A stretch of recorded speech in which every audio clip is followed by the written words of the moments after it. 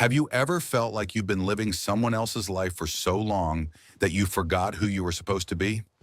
My name is Claire Thompson. I'm 56 years old, and the day I drove up to my grandmother's cabin in the Blue Ridge Mountains, I was completely alone for the first time in 30 years. Not lonely, just alone. And I wasn't sure if that terrified me or thrilled me. The cabin sat where it had always sat, tucked into the pine-thick slopes of the Blue Ridge Mountains like a secret someone forgot to tell. December wind moved through the bare branches and the sky held that particular shade of gray that promised snow by nightfall. I pulled my Subaru into the gravel drive, tires crunching over frozen ground. The sound was too loud in all that silence. 3 cardboard boxes sat in my back seat. Not much to show for 56 years. A box of old photographs I'd never sorted. Pottery supplies I'd bought 2 years ago and never opened. Cookbooks with uncracked spines. All the things I'd told myself I'd get to someday while I was busy being someone's wife, someone's mother, someone's nurse. Now someday was here, and I had no idea what to do with it. The cabin was smaller than I remembered. 400 square feet of pine logs and river stone, with a chimney that tilted slightly to the left like it was listening to the forest. My grandmother Rose had lived here alone for 20 years.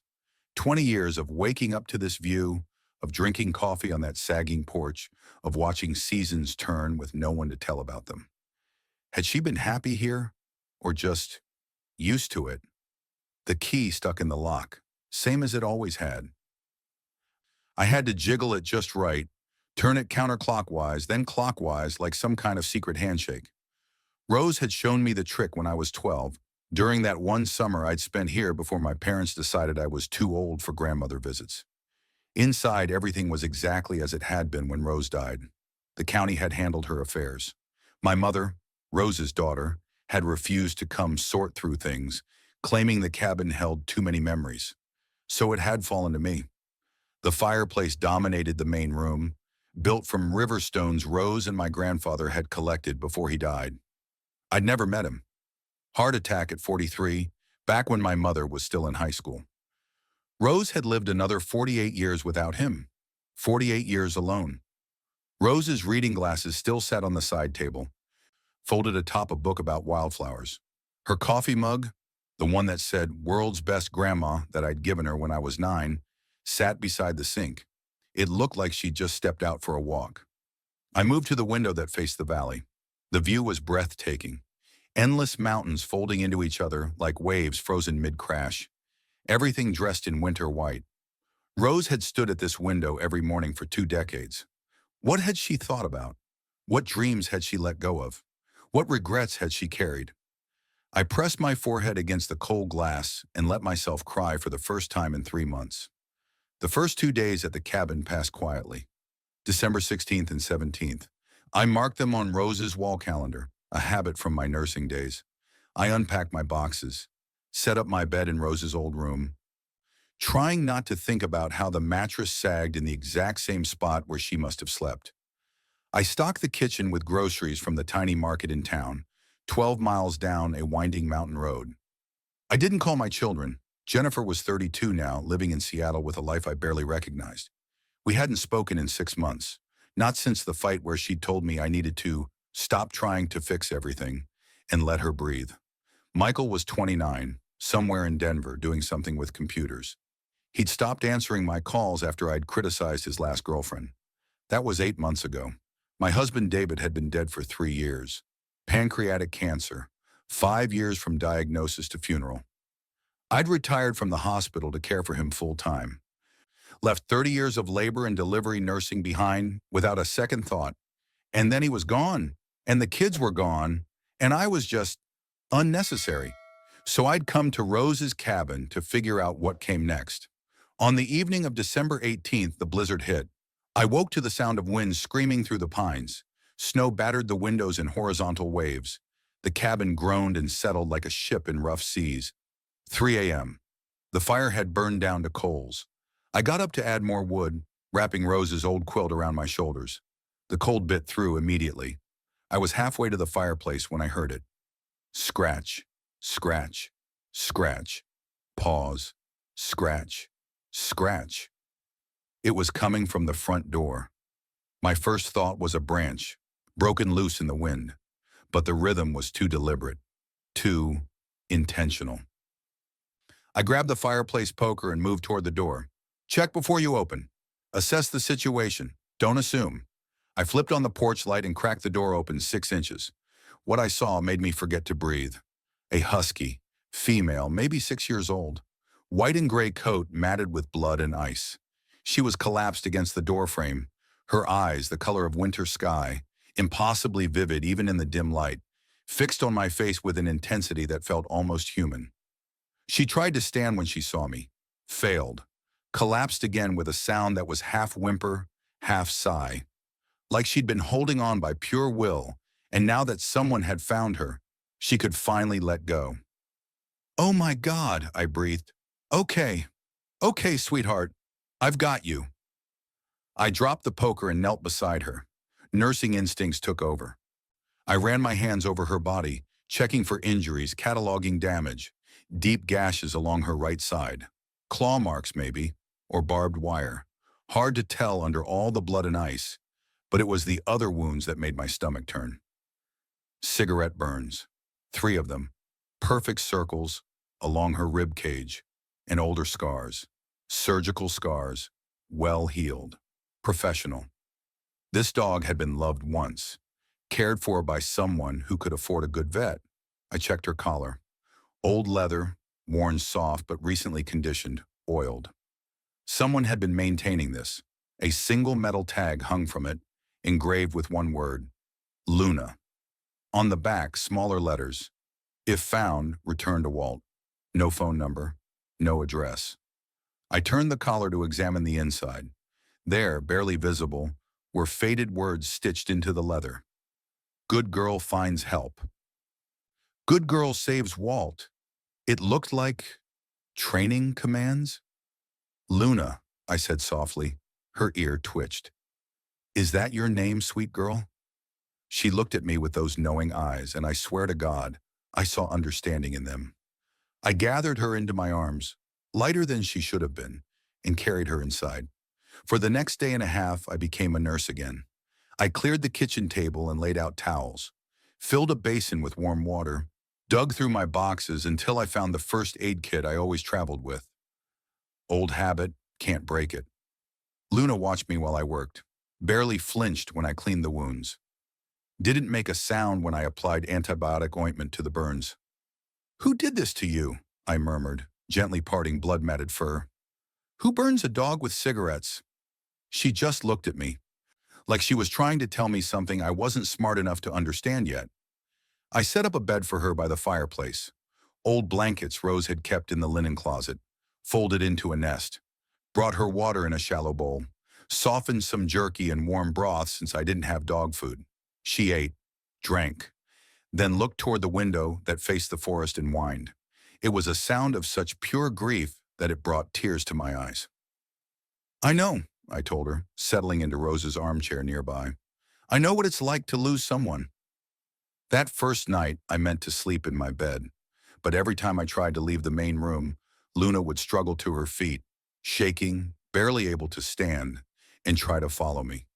So I dragged Rose's quilt to the armchair and spent the night there, one hand resting on Luna's head while the fire burned low.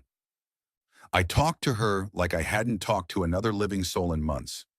I told her about David, about the 5 years watching cancer eat him alive, about holding his hand when he died and feeling nothing but exhausted relief that it was finally over, then hating myself for feeling that way. I told her about Jennifer, about the day my daughter had screamed at me that I was suffocating her, that I needed to let go, that she was an adult and didn't need me micromanaging her life. I told her about Michael, about the Thanksgiving dinner, where I'd made one too many comments about his girlfriend's tattoos, and he'd stood up from the table, said I'm done, and left. That was the last time I'd seen him. I told her things I'd never said out loud, and Luna listened. When I finally ran out of words, she lifted her head and licked my hand once, then rested her chin on my knee and closed her eyes. It was the first time in 3 years I'd felt needed. By the morning of December 20th, Luna's wounds had started to heal. The gashes were clean, no signs of infection. She could stand without shaking. She ate more, drank more, even wagged her tail once when I scratched behind her ears, but she wouldn't leave the window. Hours at a time she sat there staring out at the forest. Sometimes she'd paw at the glass. 3 scratches with her right paw. Pause, 2 scratches with her left. Over and over, like Morse code. "What are you trying to tell me?" I asked, kneeling beside her. Luna turned that impossibly intelligent stare on me. Whined. Looked back at the forest.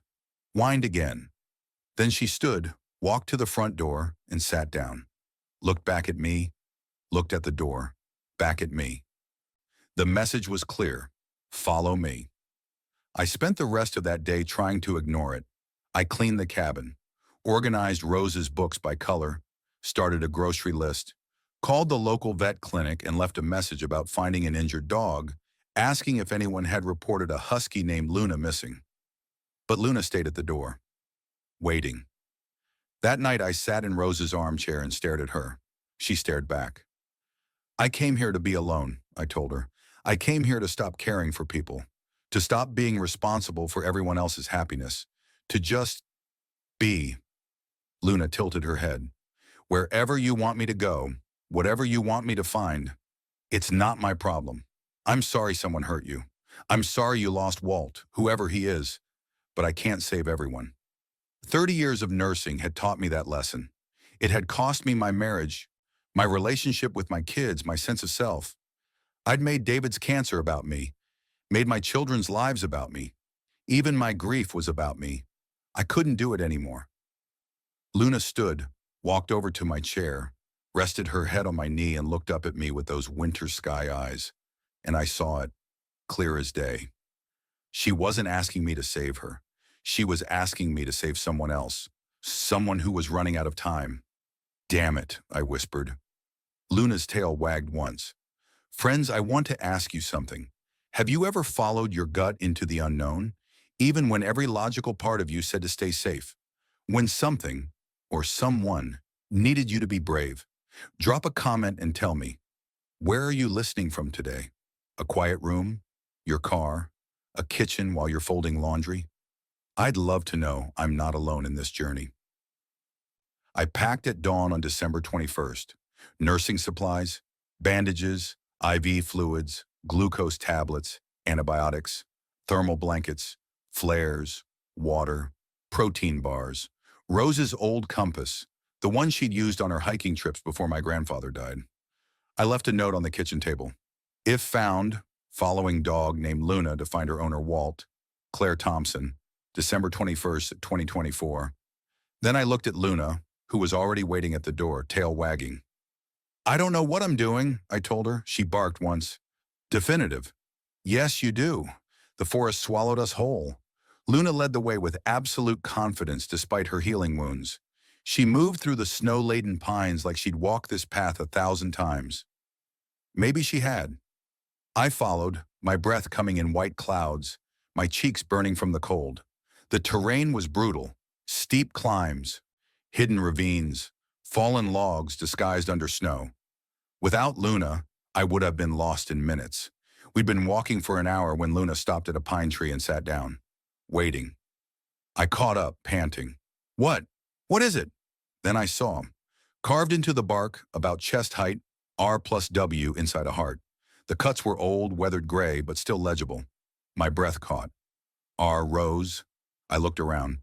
20 yards ahead, another tree. Same carving, R+W 1990. Luna barked and continued walking. We followed the carvings for another hour. Every 30 yards or so, another tree, another heart, another set of initials. Someone had marked a trail through the forest, a path between 2 points, a love story written in pine bark. My grandmother's name was Rose. W. Who was W? The trail led deeper into the mountains, away from any road or marked path. This wasn't a hiking trail. This was something private, something secret. Luna stopped suddenly, her body going rigid. Her hackles rose. A low growl rumbled in her chest. I froze. "Luna? What?" Then I smelled it. Smoke. Not wildfire smoke. Wood smoke. From a chimney. We crested a small rise, and there it was. A cabin. Smaller than roses, half hidden under snow and overgrown evergreens. If not for the thin wisp of smoke curling from the stone chimney, I might have thought it abandoned. Luna's entire demeanor changed. Her tail started wagging. She whined, not in pain, but in desperate, urgent hope. She knew this place. I approached carefully, every instinct screaming caution. The cabin looked wrong somehow. The windows were dark despite the smoke. No footprints in the fresh snow around the structure. And then I saw it. A heavy chain wrapped around the front door handles, secured with a rusted padlock. Someone was locked inside. My hands shook as I examined the lock. Old, weathered. A simple master lock, the kind you'd use on a storage shed. Luna pawed at the door, whining urgently. "Okay," I breathed. "Okay, sweetheart, I'm trying." David had taught me to pick simple locks years ago, after we'd locked ourselves out of the house for the third time. I'd laughed at the lesson then. Now I sent a silent thank you to his memory. I pulled a bobby pin from my hair and bent it. My fingers were numb from the cold, clumsy. It took 10 minutes of fumbling before I felt the mechanism give. Click. The chain fell away with a sound like wind chimes. I pushed the door open slowly. "Hello? Is anyone here?" No answer. The interior was dim, lit only by dying embers in a small fireplace. The air was stale and cold despite the fire. The smell hit me immediately. Unwashed body, sickness, something else. Despair, maybe, if despair had a smell. Luna rushed past me, heading straight for a door at the back of the cabin. I followed, nursing instincts taking over. Scan the scene. Look for dangers. Assess. The main room was sparse. A rickety table with one chair. A shelf with 3 cans of soup. A worn sofa with springs showing through torn upholstery. And in the dust on the floor, a pattern. A path worn between the fireplace, the bedroom door, and the front entrance. Someone had been pacing. For a long time. Luna scratched at the bedroom door, whining. I pushed it open. What I saw made me forget every prayer I'd learned in nursing school. An elderly man lay on a narrow bed, his left wrist handcuffed to the iron frame. He was skeletal, gaunt, his white hair wild around his head. His skin had the gray-yellow pallor of severe malnutrition and hypothermia. But it was his wrist that made me want to weep. The skin beneath the handcuff was raw meat, scabbed over and torn again, evidence of months of desperate struggle to free himself. "Sir," I said, rushing to his side. "Sir, can you hear me?" His eyes fluttered open, pale blue, clouded with pain and confusion. Luna was already on the bed, licking his face, crying, actually crying, tears leaking from her eyes. "Luna," the man whispered. His voice was like wind through dead leaves. "Good girl. You found her. You found Rose." I froze. "Rose?" His eyes tried to focus on my face. Failed. "Rose, is that you? Finally?" "No, sir. My name is Claire. I found your dog, Luna. She led me here to help you." I was already assessing as I spoke. Pulse weak and irregular. Breathing shallow. Core temperature dangerously low. Advanced hypothermia. Malnutrition. Possible pneumonia. Infected wounds. This man was dying. I found a key ring hanging on a nail by the doorway, cruel, leaving it so close yet so far, and unlocked the handcuff with shaking hands. The man didn't even seem to notice, his consciousness drifting. I wrapped him in the thermal blanket from my pack, checked his vitals again, started mentally calculating what I'd need to stabilize him. Then I saw the journal. It sat on a small bedside table, leather-bound, well-worn. I hesitated for only a second before opening it. December 1st.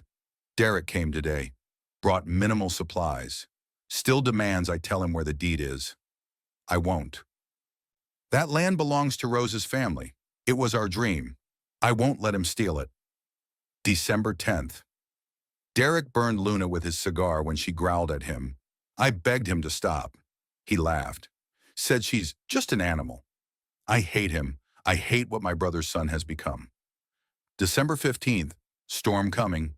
Derek left 3 cans of soup, said it's my last chance. I told him I'd rather die than betray Rose. He said that can be arranged. Luna escaped during his visit, ran when he went for the chain. I pray she made it out of the forest. I pray someone finds her. December 16th.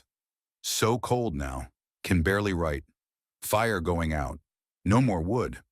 If you're reading this, tell Rose I never stopped loving her.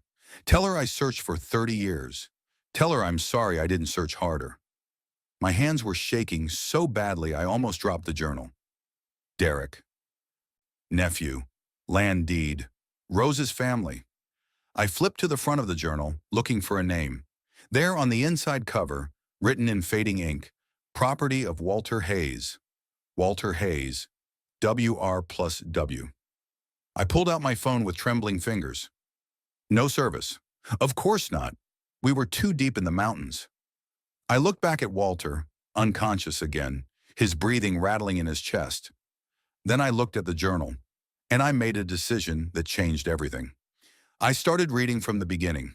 The journal told a love story. Walter Hayes had met Rose Thompson in 1989. She was 53, a widow volunteering at the local Veterans Center. He was 53, a retired history teacher and Gulf War veteran doing the same. They'd fallen in love over coffee and conversation about lost spouses and second chances. In 1990, they'd pooled their savings and bought 500 acres of mountain land together. Forest with natural mineral springs. Their plan was to build a small retreat center, a place for healing. They were going to call it Second Spring, and they'd gotten married. Secretly, on June 15, 1990, at the Blue Ridge Chapel. Rose's parents had disapproved, thought Walter was beneath her, a poor teacher with no prospects. So they'd married in secret, planning to announce it once the retreat was built. Then Walter had been deployed to the Gulf War in August 1990. Declared killed in action in December 1990. Except he hadn't died. He'd been taken prisoner, held in an unmarked camp where the Red Cross couldn't find him. Released in 1995 when the camp was finally discovered, he'd come home to find Rose gone. No forwarding address, no trace. It was like she'd vanished. He'd searched for years, hired private investigators, followed every lead, but Rose Thompson had disappeared. What he didn't know, couldn't know, was that Rose had changed her name back to her maiden name, had moved away, unable to bear living in the town where she'd lost everything. She'd come back to Blue Ridge in 2003, bought a small cabin on the edge of their original 500 acres, lived there for 20 years, alone, until her death in 2023. 20 years. They'd been less than 30 miles apart for 20 years and never knew.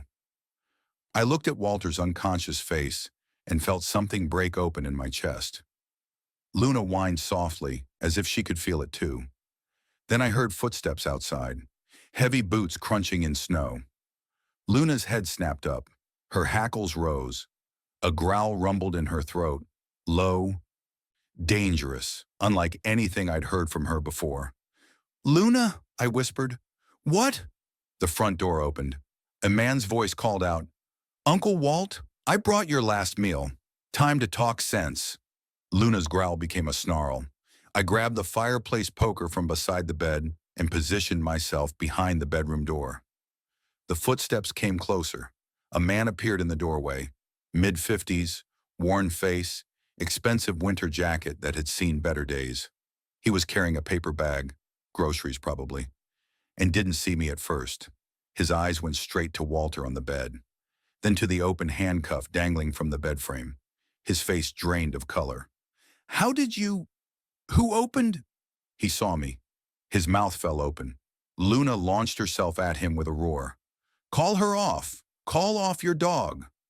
The man, Derek, had to be Derek, had backed himself into a corner, arms up to protect his face. Luna had him pinned, teeth bared, snarling like something wild. "Luna, stop!" I commanded. To my shock, she obeyed, stopped snarling, but she didn't back away. She stayed between Derek and the bed, body coiled like a spring, ready to attack again. "Who the hell are you?" Derek panted, lowering his arms slowly. "This is private property. I'm the woman who found your uncle dying from neglect." My voice was ice, nurse voice. the one I'd used on abusive family members in the hospital. I'm a registered nurse, and you're in serious trouble. Derek's eyes darted from me to Luna, to Walter, to the open handcuff on the bed frame. I watched his face cycle through emotions. Shock, calculation. Then something that might have been shame before it hardened into defensiveness. You don't understand, he said. My uncle has dementia. He wanders. The restraint was for his safety. He doesn't have dementia. I held up the journal. He writes coherent daily entries. Want me to read them to you? The parts about how you tortured his dog? How you burned him with cigars? How you're trying to steal land that doesn't belong to you? Derek's jaw clenched. You read his private. That's evidence, I cut him off, of kidnapping, elder abuse, animal cruelty. I'm calling the sheriff. I pulled out my phone. No service. Derek saw and something like relief crossed his face. There's no cell service up here, he said, voice gaining confidence. And you're 3 hours from town. So why don't we all just calm down and talk about this like adults? Luna growled. Derek flinched. Sit down, I told him, gesturing to the chair with the poker. You're going to explain exactly what's going on here. And if you try to run, Luna will stop you. Won't you, girl? Luna's gaze didn't waver. She just stared at Derek, and for once those gentle eyes didn't look gentle at all. They looked like justice waiting to happen. Derek sat. I'm not a bad person, Derek said. His hands were shaking. I'm just desperate. Desperation doesn't excuse torture, I said flatly. I know that. But you don't understand what it's like to lose everything. His voice cracked. My business failed. Electronics store. Couldn't compete with Amazon. Lost everything. My wife left. Took the kids. I haven't seen my daughter Emma in 2 years. She's 8 now. I missed her 7th birthday, her first day of 2nd grade. He looked at his hands. I remember the day she asked why Daddy's store was empty. She was 6, had her mother's eyes. I told her we were remodeling. She said, "It looks sad, Daddy." She was right. Everything looked sad. And when the bankruptcy notice came, when Jen packed up the kids and left, when I was sitting in that empty store at 2 a.m., knowing I'd failed everyone, that's when I found out about the land. His laugh was bitter. It felt like God throwing me a rope. I grabbed it. I grabbed too hard. I thought of my own failures, my own losses, but I didn't torture anyone over them. The land, I prompted. Tell me about the land. Derek took a shaky breath.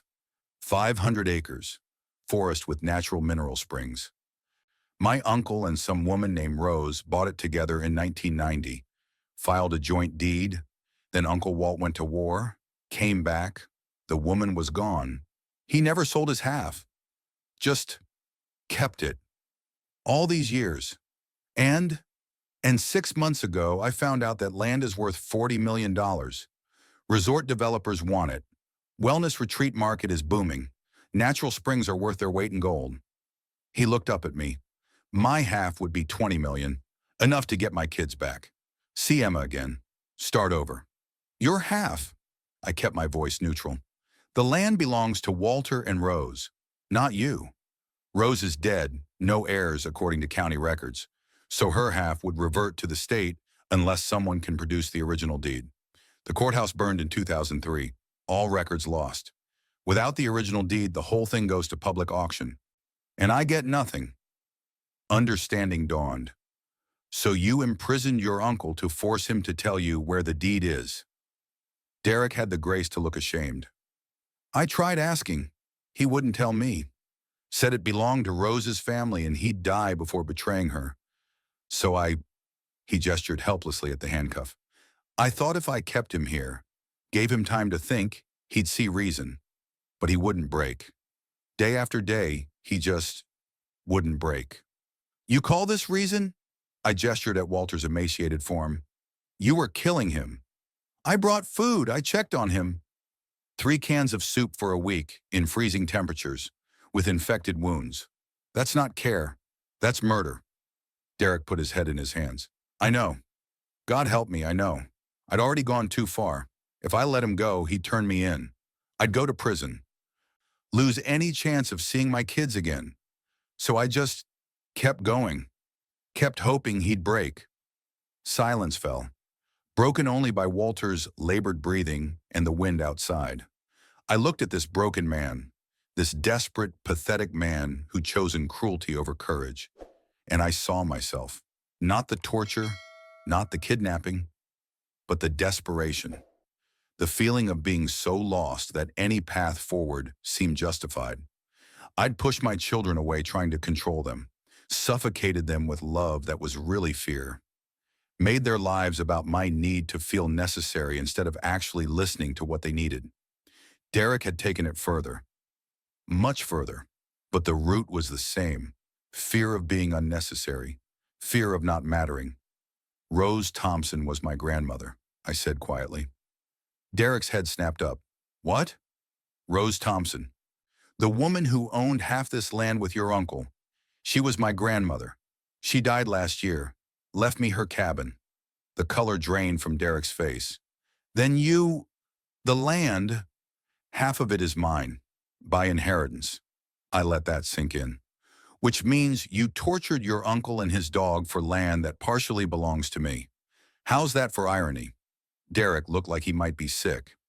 Here's what's going to happen, I said, my voice steady with the authority of 3 decades of nursing. I'm going to stabilize your uncle, then we're going to get him to a hospital, and you're going to turn yourself in. I can't. You can, and you will. Because if you don't, I will hunt you down and make sure you never see your children again. Not because of prison, but because I'll make damn sure they know exactly what you did to an old man and his dog. Derek stood up slowly. Fine, fine. Let me just... He moved toward the shelf. Luna barked a warning. Derek grabbed the kerosene lantern. I can't go to prison, he said, and his voice had gone flat. Dead. I won't see my kids until they're adults. They won't even remember me. Derek, don't... He opened the lantern, poured the kerosene directly onto the wooden floor. Stop! I lunged forward. Luna attacked his legs, bit down hard. Derek screamed, stumbled. The lantern fell from his hands. The kerosene ignited instantly. Old wood, dry timber, decades of dust. The cabin became an inferno in seconds. Derek scrambled for the door, Luna still attached to his leg. They crashed through into the main room. I heard Derek shouting, heard Luna snarling, heard the roar of flames spreading. But I didn't chase him. I turned to Walter. Wake up, I said, pulling the thermal blanket tighter around his frail body. Walter, wake up. We have to go. Now. His eyes fluttered open, confused, clouded with pain. Rose? He whispered. No. Claire. Rose's granddaughter. We need to move. I got my arms under him, fireman's carry, the way they'd taught us in nursing school. He weighed almost nothing, like lifting a child. Luna appeared in the doorway, her muzzle bloody. Behind her, the main room was fully engulfed. Good girl, I gasped. Lead us out. She turned and ran. I followed, Walter's weight surprisingly manageable, adrenaline making me strong. The heat was unbearable. Smoke filled my lungs. I dropped to a crouch, trying to stay below the worst of it, but I could barely see. Then Luna barked. I followed the sound. Through the smoke, toward the door. The threshold was on fire. No choice. I ran through it, feeling the heat singe my hair, Walter's blanket smoking. We burst out into the snow and freezing air. I carried Walter 20 yards from the cabin before my legs gave out. I set him down as gently as I could, my hands shaking, my lungs burning. Behind us, the cabin groaned.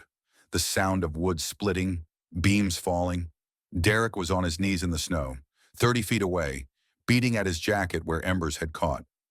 Luna stood between us and him, hackles raised, daring him to come closer.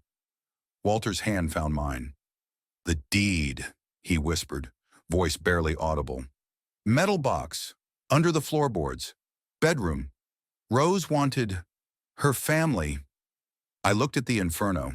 The bedroom was at the back. The fire hadn't fully reached it yet. I looked at Walter, at Luna, and I made a choice. Luna, stay with him. I said it once, clearly, and Luna obeyed without hesitation. She lay down next to Walter, pressing her warm body against his side. Then I ran back toward the burning cabin. "Are you insane?" Derek's shout followed me, but I didn't care. The front entrance was fully engulfed, but there was a back window, small, partially broken. I grabbed a fallen branch and smashed out the remaining glass. The heat hit me like a physical blow. Smoke poured out the window, black and choking. I pulled my scarf over my nose and mouth, dropped to my belly, and crawled through. The bedroom was at the back of the cabin. Smoke filled the space like water. I couldn't see, couldn't breathe. I felt my way to where the bed had been. The frame had collapsed from the heat. I shoved it aside, feeling for the floorboards Walter had mentioned. There, one board slightly raised. I wedged my fingers under it and pulled. It came up with a screech of nails. Underneath, a metal box, fireproof, blessedly cool to the touch. I grabbed it and turned back toward the window. Behind me, something cracked. I didn't wait to see what. I threw the box through the window ahead of me, then dove after it as the ceiling began to collapse. I landed in the snow outside. Rolled.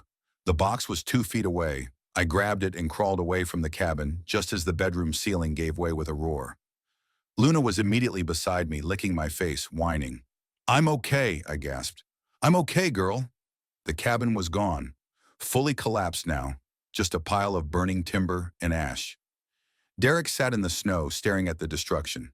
His face was blank. Shock? Probably. Walter lay where I'd left him, barely conscious. I crawled over to him, the metal box clutched against my chest. "I got it," I told him. "Whatever's in here, I got it." His eyes opened. For a moment they were clear, focused. "Thank you," he whispered.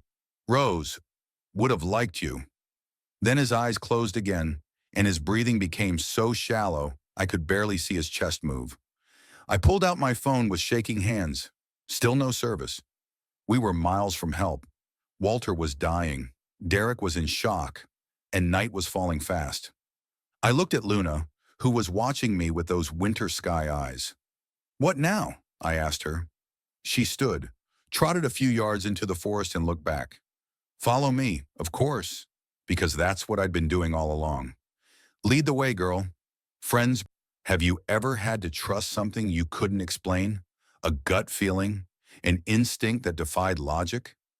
Luna was asking me to follow her again, into the darkness, with a dying man and a dangerous situation behind us. If you're still with me on this journey, please subscribe, because what happened next changed everything. Luna led us 50 yards into the forest, following a faint path I never would have seen in the fading light. Then she stopped, barked once. I looked up. A small structure stood before us. Rough timber walls, stone foundation, a woodshed, barely visible in the twilight. "Good girl," I breathed. "Smart girl." I pushed open the door. Inside was stacked firewood, old tools, and, most importantly, dry space out of the wind. I laid Walter on the ground as gently as I could, wrapped him in my thermal blanket, used the chemical heating pad from my nursing supplies and placed it near his core. Luna curled against his other side, sharing her warmth. I opened the metal box with shaking hands. Inside was everything. The original land deed, signed by Rose Thompson and Walter Hayes, dated March 15, 1990.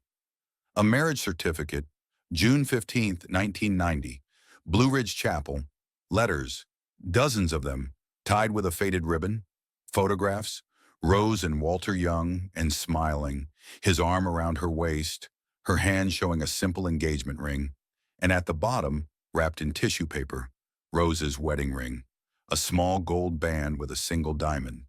Tucked inside the ring was a note in Walter's handwriting. "She left this behind when I was declared dead. I kept it, waiting for the day I could put it back on her finger." I looked at Walter, barely breathing beside me. Luna licked his face gently, whimpering. "Stay with me, Walter," I said, checking his pulse. Thready, weak. "Please, you didn't wait 30 years for Rose just to die now." His eyes fluttered open. "Tell me about her," I said. "Tell me about my grandmother." His voice was barely a whisper, but he spoke. "She was everything. Laughed at my terrible jokes, made the best apple pie, loved hiking these mountains. wanted to help people. That's why we bought the land. For Second Spring, a place where broken people could heal. He coughed. I held water to his lips. When I came home from the war and she was gone, I searched everywhere, hired investigators, followed every lead. Nothing. It was like she'd vanished from the earth. His eyes filled with tears. I never stopped looking. Even when everyone said I should move on, I couldn't. She was my wife. She came back, I told him gently. 20 years ago. She bought a cabin here, lived there until she died last year. Walter's tears spilled over. 20 years, we were so close. She never forgot you either, I said, showing him the ring. She kept this, and she left me her cabin. Maybe she knew somehow that I'd find you. Rose always believed in signs, Walter whispered, in things happening for a reason. Luna suddenly lifted her head. Ears perked. Then I heard it too. The distant thump of helicopter rotors. The search and rescue team had found us.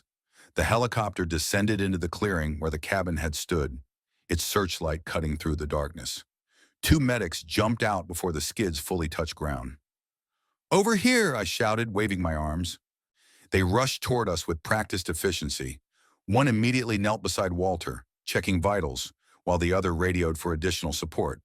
"Severe hypothermia, malnutrition, possible pneumonia," I told them, falling back into nurse mode. "He's been imprisoned for approximately 6 months. I've administered basic warming protocols and maintained his airway." The lead medic looked at me with new respect. "You medical?" "Retired labor and delivery nurse. 30 years. You saved his life." Behind us, a sheriff's deputy was helping Derek to his feet, placing him in handcuffs. Derek didn't resist. He looked broken, empty. "Sir, you're under arrest for kidnapping, elder abuse, arson, and animal cruelty," the deputy said, reading him his rights. Derek just nodded. I know what I did." As they loaded Walter onto the helicopter, he reached for my hand. "The box," he said. "Don't let them take it. That's Rose's legacy, for her family." "I won't let it out of my sight," I promised. "And Luna, she stays with you. Rose trained her for you." I looked at Luna, who sat calmly beside me, her mission finally complete. "I'll take care of her," I said. "I promise." The flight medic gestured to me. "There's room for one more if you're family." I looked at the deputy, who was escorting Derek to a second helicopter that had just landed. "I'm family," I said. Luna and I climbed aboard.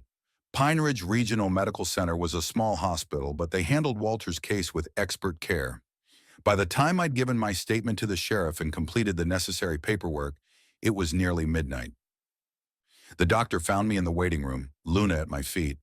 "Mr. Hayes is stable," he said. "Barely. Another 12 hours and we would have lost him. What you did out there, getting him warm, keeping him conscious, that made the difference." Relief flooded through me. "Can I see him?" "He's sleeping now, but tomorrow, yes. He's been asking about Rose, and about you." I spent the night in a motel across from the hospital, took the longest, hottest shower of my life, stood under the water and cried until I had nothing left. Then I opened the metal box again. The letters were beautiful. Walter's handwriting was elegant, old-fashioned. Letters he'd written to Rose from the Gulf, talking about their future, about Second Spring, about growing old together. And underneath those, I found something else. Letters from Rose, never sent. Addressed to Walter, but never mailed because she thought he was dead. I read them all. "Dear Walt, it's been 1 year since they told me you died. I can't seem to move forward. Can't seem to let go. People say I'm stuck in the past. But how do you move on from a future that was stolen? Dear Walt, I bought our land back today, the 500 acres we were going to build Second Spring on. I don't know why. Maybe because it's the only piece of you I have left. Dear Walt, it's been 10 years. I should be over this. But I still set a place for you at dinner. Still sleep on my side of the bed. Still wear your ring on a chain around my neck. I'm not crazy. I just can't let go. Dear Walt, I'm moving back to Blue Ridge. Back to our land. If you're somehow alive, somehow out there, you'll find me here. Waiting. Always waiting." The last letter was dated 2022. 1 year before Rose died. "Dear Walt, I'm 86 now. Doctors say I have maybe a year left. I've made arrangements. My granddaughter Claire will inherit the cabin. She's lost too, like I was. Maybe our land can heal her the way I hoped it would heal me. I'm training Luna, your dog, the one I adopted after you died, to find Claire if anything happens to you. I know you're alive, Walt. I feel it in my bones. And when I'm gone, Luna will bring Claire to you. She'll finish what we started. I love you. I never stopped. I never will. Your wife, Rose. I sat on the motel bed, Luna's head in my lap, and understood. Rose had known. Somehow she'd known Walter was alive. She'd been preparing for this moment, training Luna to find me, to lead me to Walter. Even in death, she was still keeping her promise. The next morning, I sat beside Walter's hospital bed. He was awake, color returning to his face, IV fluids doing their work. "Claire," he said, his voice stronger, "you came back." "Of course I did." I opened the metal box. "I need to show you something." I handed him Rose's letters. He read them all, tears streaming down his face. When he finished, he looked at me with wonder. "She knew," he whispered. "All those years, she knew I was alive." "She never gave up hope," I said, "and she made sure that if anything happened to you, I'd be the one to find you." "Why you?" I smiled. "Because I needed saving too." She knew that. Over the next 3 days, I barely left Walter's side. We talked for hours. He told me stories about Rose, how they'd met, their secret courtship, their dreams for second spring. I told him about my life, about David's death, about losing my children to my own controlling nature, about coming to the cabin to figure out who I was supposed to be. "Rose would have liked you," he said. "You have her strength, her stubbornness, her inability to let go of the people she loves." He laughed. "That too." On the 4th day, I made 2 phone calls. The first was to Jennifer. "Mom?" She sounded shocked. "I was about to call you. I saw your number pop up from Virginia and... Jen, I need to tell you something. I'm sorry." Silence. "I'm sorry I didn't let you grow up.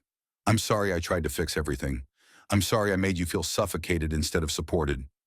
I was so afraid of being unnecessary that I forgot how to just be your mom." I heard her breath catch. "I've been waiting 6 years to hear that," she whispered. "I know. I should have said it sooner. I found something here in Virginia. My grandmother's story. It made me realize I've been so busy trying to control everyone's happiness that I forgot to let people live their own lives." "Mom, Jennifer's voice broke. "I miss you. I've missed you so much. Can you come visit? I want to tell you about your great-grandmother Rose. And I want to listen, really listen, to whatever you want to tell me about your life. I'll be there this weekend." The second call was to Michael. It went almost identically. By the end, he was crying. I was crying. "I have a fiancée, Mom," he said. "Emma. We're getting married in June." My first instinct was to ask 100 questions, to offer unsolicited advice, to try to control the situation. I bit my tongue. "I'd love to meet her," I said instead. "Whenever you're ready. No pressure." The relief in his voice was palpable. 2 weeks later, Walter was discharged from the hospital. The doctor recommended he stay somewhere with supervision, at least for a few months. "Come stay at Rose's cabin," I told him. "There's a guest room. Luna's already made herself at home. And it's where Rose lived, where she waited for you." Walter's eyes filled with tears. "I'd like that very much." Moving him in was easy. He had almost nothing. Derek had seen to that, but he had the metal box. And now he had family. Jennifer arrived that weekend. She and Walter bonded immediately over stories of Rose. Michael came the following week with Emma, a lovely woman with kind eyes and a sleeve of tattoos that I didn't comment on once. We sat around Rose's kitchen table, 4 generations connected by one woman's love story, and talked about the future. "The land," I said, "the 500 acres. Walter, it's legally yours and Rose's, which means half of it is mine now." "What do you want to do with it?" Walter asked. I looked around the table, at Jennifer, at Michael, at Walter, at Luna sleeping by the fire. "I want to finish what you and Rose started," I said. "Second spring, but updated. A wellness retreat for women over 50 who are starting over. Widows, divorcees, empty nesters. Women who've lost themselves in caring for others and need a place to remember who they are. Walter's smile was radiant. Rose would have loved that. We'll call it Rose's Haven, Jennifer said, in her honor. Over the next 3 months, we worked together to make it happen. Jennifer quit her job in Seattle and moved to Virginia to handle marketing and operations. Michael helped design the website. Walter taught classes on local history and led meditation sessions about finding yourself after loss. And I found my purpose, not in caring for people in the desperate, controlling way I had before, but in creating space for healing, for growth, for second chances. Luna became a certified therapy dog, working with retreat guests who needed the particular kind of comfort only an animal can provide. Derek was sentenced to 15 years for his crimes, but Walter insisted on visiting him in prison, on offering forgiveness, on helping him get therapy and eventually reconnect with his children through supervised visits. Rage doesn't heal anything, Walter told me. Rose taught me that. You can't build a garden on burned ground. In May, we broke ground on the memorial garden at the center of Rose's Haven. 100 rose bushes, each representing a year of waiting, of hope deferred but not destroyed.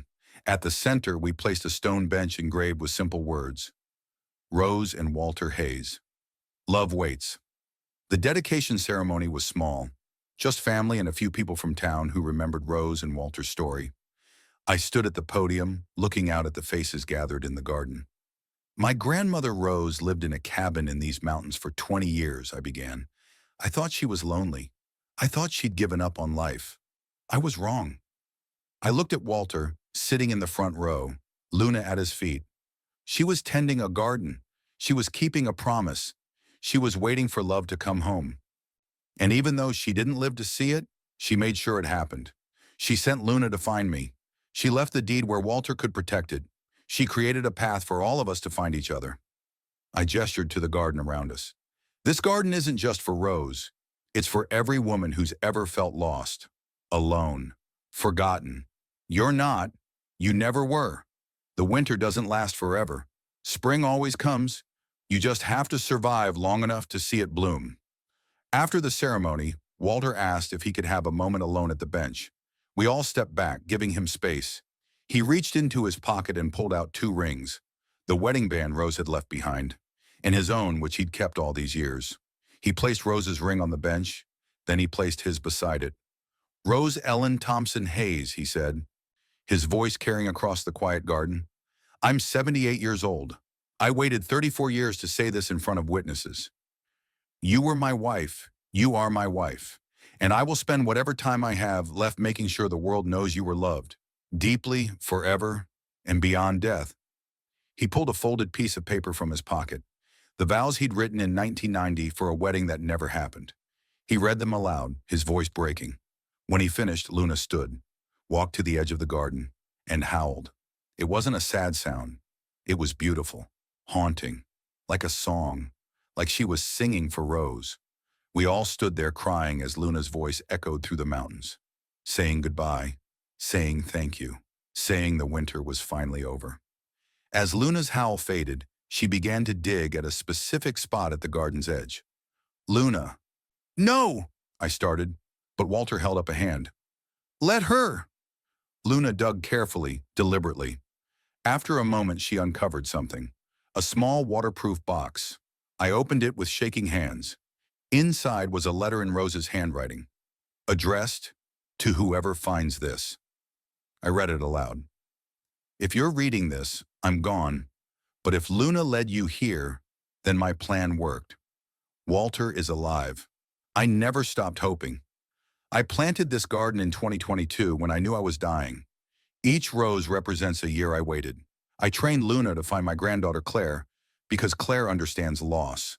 Claire will save Walter. Claire will create something beautiful from our story. And maybe, just maybe, Claire will learn what took me 30 years to understand. You're never too old to start again. You're never too broken to bloom. The winter always ends. Trust the spring. With all my love, Rose. Interaction point number 3. Friends, this is where my grandmother's gift truly revealed itself. She'd orchestrated everything. The training, the letter, the garden. knowing that love doesn't end with death. It transforms. It blooms in unexpected ways. Are you in a winter season right now? Feeling lost or forgotten or like your best years are behind you? You're not alone. Share this story if you believe it's never too late to bloom. Leave a comment and tell me, what season are you in? 1 year later, Rose's Haven celebrated its first anniversary. We'd served 200 women in our first year. Each one arrived broken in some way. Each one left with seeds of hope. Some started businesses. Some returned to dating. Many reconciled with estranged family members. Jennifer had moved permanently to Virginia, running the Haven's operations with a skill I'd never seen in her. She'd found her calling. Michael and Emma had gotten married at the Haven in June. It was small and perfect, and I'd kept my mouth shut and my heart open the entire time. Walter, at 79, taught 3 classes a week and had published a memoir called The Winter I Waited. Proceeds went to the Haven Scholarship Fund. Luna had trained 6 other therapy dogs for similar retreat centers opening across the country. She'd been featured in magazines, on morning shows. She was something of a celebrity, but her favorite place was still the memorial garden, lying in the sun between the rose bushes. I was 57 now. People sometimes asked if I regretted not doing this sooner, not finding my purpose earlier. I always gave them the same answer. I wasn't ready sooner. I had to survive my own winter first. On the anniversary evening, after all the guests had left, I sat in the memorial garden with Luna beside me. The sun was setting, painting the Blue Ridge Mountains in gold and purple. I thought about the woman I'd been a year ago, alone in Rose's cabin, broken, lost, convinced her useful years were behind her. And I thought about the woman I was now, surrounded by family, running a successful business, helping other women find their way out of the darkness. All because I'd followed a dog into the forest. All because my grandmother had loved a man enough to wait 30 years for a miracle. All because sometimes the bravest thing you can do is trust that the winter will end. I pulled out my journal, a new habit I'd picked up from Walter, and wrote, "Dear Rose, I found him. Luna found him." Maybe you sent her to me for this. I don't know if you can see us now, but if you can, we're okay. Walter's okay. He never stopped loving you. And somehow, through all this pain and loss and waiting, we become the family you both wanted. Thank you for the cabin. Thank you for Luna. Thank you for teaching me that love doesn't end. It just waits for the right moment to bloom again. Rest now, Grandma. Your Walter is home. Your granddaughter found her spring. The garden is full. Claire Luna lifted her head and looked toward the tree line. Her tail wagged gently. I followed her gaze but saw nothing. Just the forest. Just the mountains.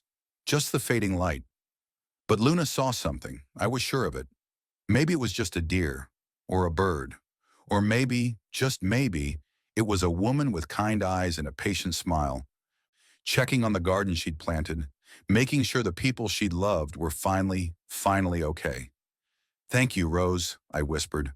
Luna's tail wagged harder, and somewhere in the mountains, I could have sworn I heard the wind whisper back, "You're welcome."